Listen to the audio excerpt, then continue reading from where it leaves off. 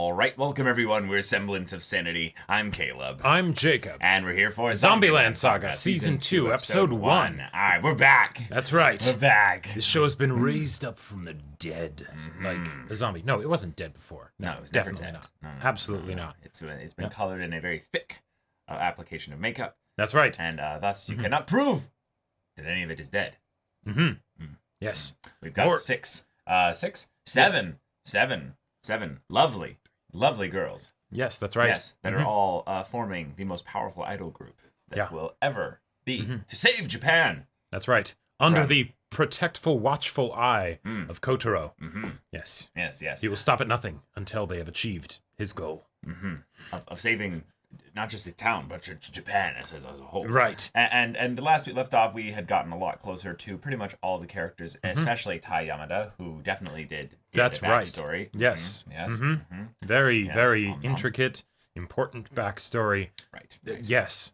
But another core of this show means, well, hey, more time to not just develop these characters, but more antics in general, more concerts, more original songs potentially. Maybe more exploration of that backstory and the connection between Kotaro and Sakura. Yeah, exactly. The funky aspect of the way that a lot of these characters are out of time in their own respective ways leads to some very cool, fun interaction opportunities. Oh, yeah. But yeah, I want to hear glorious voice acting from Kotaro. Yes. I want to see Sakura succeed, despite having to try so hard. And Tai Yamada to bite things. Yes, Tai Yamada, please never stop. Never stop biting things. So, y'all, without further ado, let's get into this. All right, everyone. Now be sure to go check out the reaction portion of the video in the description below. Then come back here for the discussion.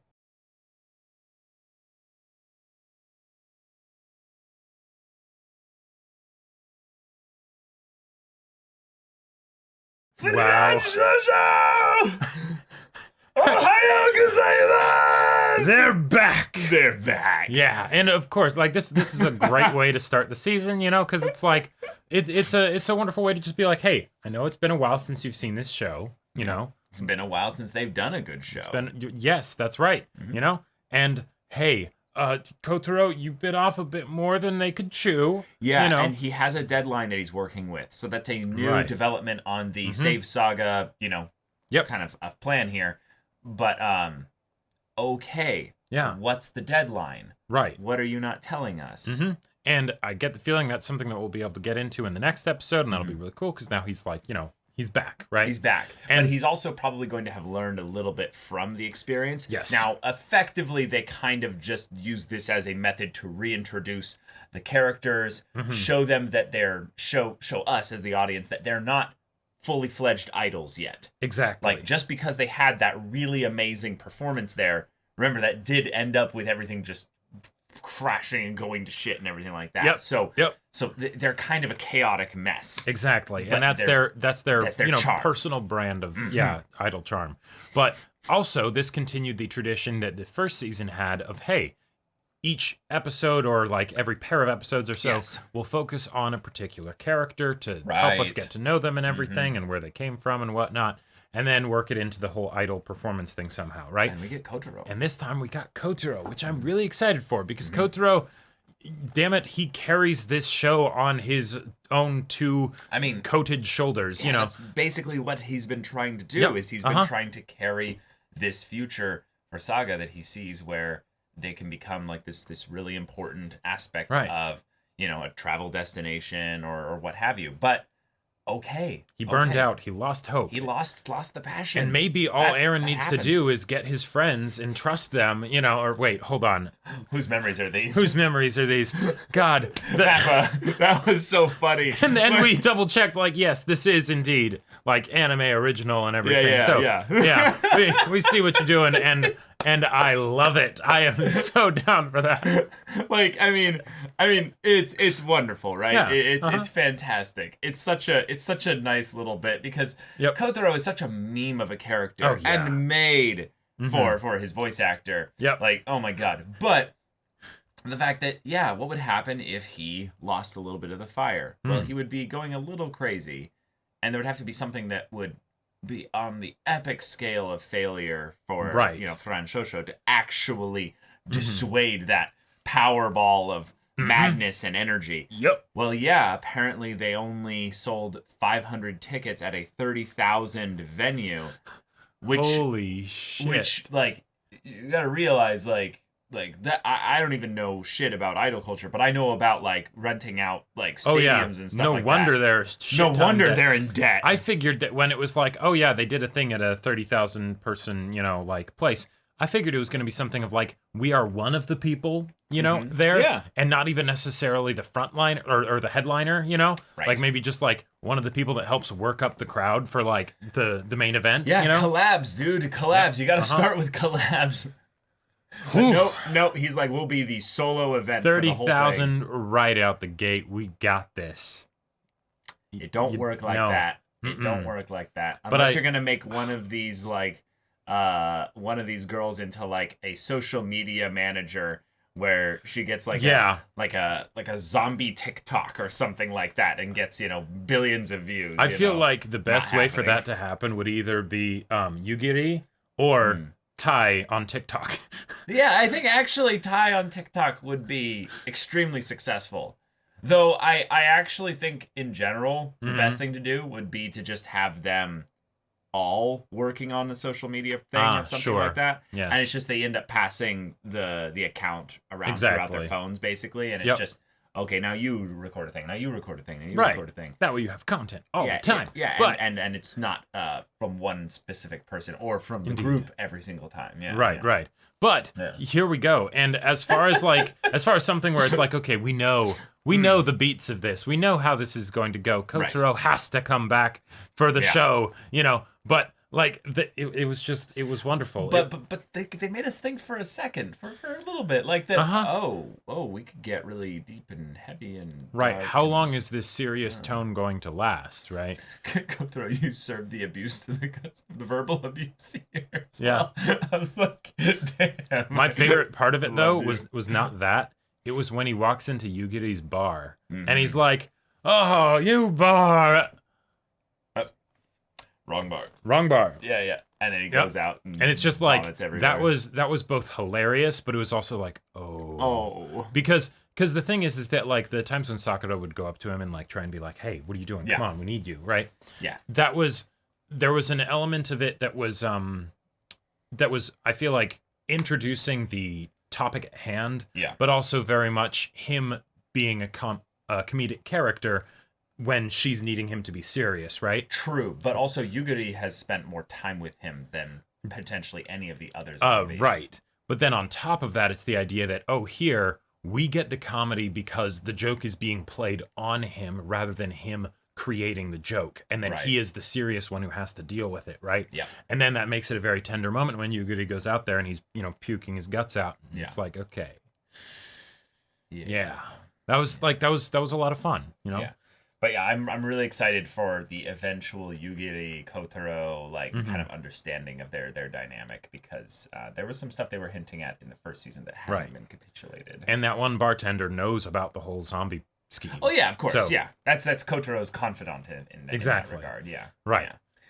But we had our heavy metal concert. We did led indeed. To a full-on brawl. Yeah, not even a mosh pit, just full fight. I mean, that's just a level 8 mosh pit on the scale of 1 to 10. Right, it's not even that bad of a mosh pit. That's really. right. Yes, of course. Like, if you don't have death in your mosh pit, can it really be a mosh pit? It's called death metal for a reason, right? Right. Yeah. I just loved that the two idol fans were still there, and because Kotaro showing up, and it's like, yes, he's going to show up, and he's going to be his. The self, his boisterous self that we used to know, right? Yep. But of course, he's just the one person. But the fact that then there are the two fans that are like, yes, encore, encore, encore, and then of course it gets into a fight. Right. It turns into a fight. That's not gonna sway their hearts. No, absolutely not. They have to sing, and then Kotaro almost has this desperation of sing so they can get distracted. We're getting our asses beat here. Yeah. Like his fingers up the nose of the one guy, and his hair being pulled in 3 different directions. And, but then also the animation that they did for when the fight started to go down, and the crowd was getting really like invested in like this fight here. Like look at some of this animation here. Oh yeah, like people are just fighting each other just because. Like it's not even the original 3 that were cheering encore that people wanted to shut up, right? Yeah. It's like, and it's probably something where they just started like bumping into each other or something, and then it's like, oh, okay, you know, this is what people are doing, so why not, right? Yeah. But like, it actually looked kind of awesome. It did look kind of awesome. Because of course, the 3 people who started this are going to feel very awesome of, go, you know, sing the song, right? We'll keep them here. And slowly but surely they're like, oh. Wait, that's pretty cool. This is not bad. Yeah, And the one Idol fan that just grabs the guy's face and just points it at the stage, and he's just like, oh, okay, yeah, all right, yeah. Sure.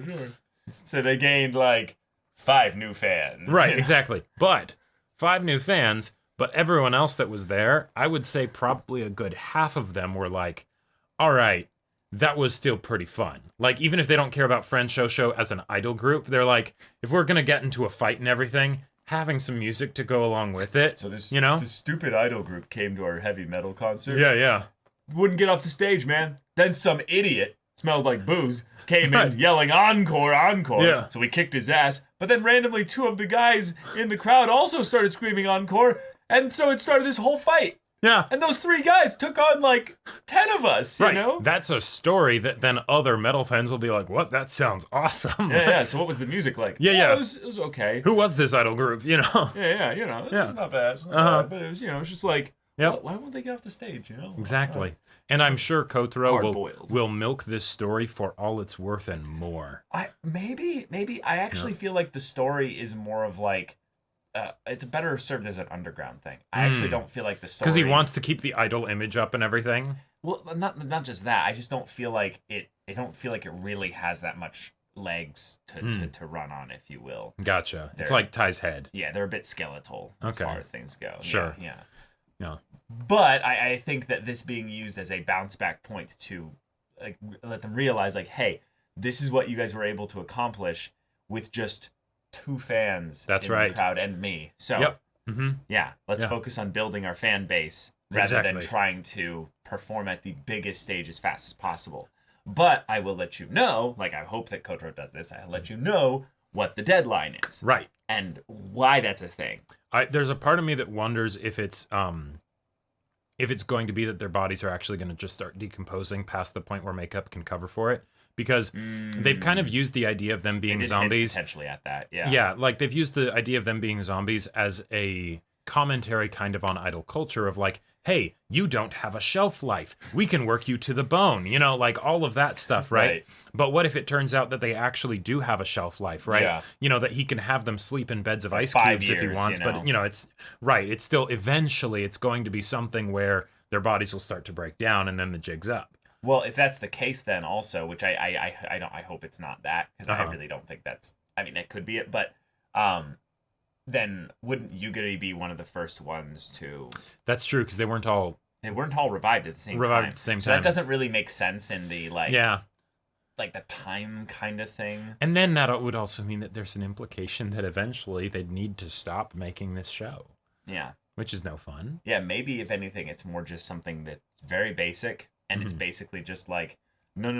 The deadline is more of a meta thing of once you've debuted as an idol group, but you have too much bad history where you're not blowing up, then people are going to not take you need to have that seriously. Momentum with your like you performances. Need to be constantly rising. Yeah. Otherwise, you just seem boring. The other one that I thought it might be is that like there was going to be some demolishing of some key saga, like, you know, iconic, you know, like landmark or something like that. You know? But something that literally needs to be saved in Saga. Right, exactly. You know, like, I don't know, you know. Yeah, whatever. Yeah. But all right, we're back. And so is Friend Shosho, and so is Kotaro-san. Yes. All right.